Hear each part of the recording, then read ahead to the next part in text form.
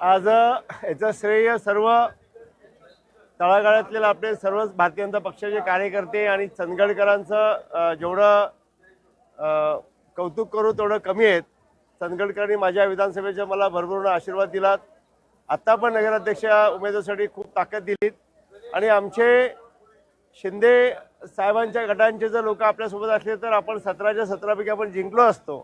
खरं ऐन टायमाला त्यांनी युती जाहीर केल्यामुळे आमच्या मतांनी फरकाने 5 मतांनी 7 मतांनी 11 मतांनी अशा चिटाई गेल्या, तरी सुद्धा 8 आणि 1 9 आणि नगराध्यक्ष 17 पैकी 10 नगराध्यक्षाकडे आपण ताकदीने आपल्याला हा आशीर्वाद दिलेला आहे। आणि जिथं आपला पराभव झाला तो आम्ही मान्य करतो आणि पुढील वेळेला आम्ही ताकदीने काम करू। जनतेचा हा दिलेला कौल आहे, आशीर्वाद आहे आणि त्या निमित्ताने आम्ही सर्व कामाला लागू, चांगला रिझल्ट देऊ। राजकारण जे होतं तो आज विषय निकाल लागला, राजकारण संपलं। विकासाच्या मुद्द्यावरती राज्याचे लोकप्रिय मुख्यमंत्री आदरणीय आमचा दैवत देवेंद्र फडणवीस साहेबांच्या माध्यमातून ही खूप मोठा ह्या विजयामध्ये त्यांचा शेअरचा वाटा आहे। आत्ताचे प्रदेशाध्यक्ष रवींद्र चव्हाण साहेब, आपले चंद्रकांत दादासाहेब आणि आमचे खासदार मुन्ना माडिक साहेब आणि सगळेच भारतीय जनता पक्षाचे कार्यकर्ते सगळे राबलेत।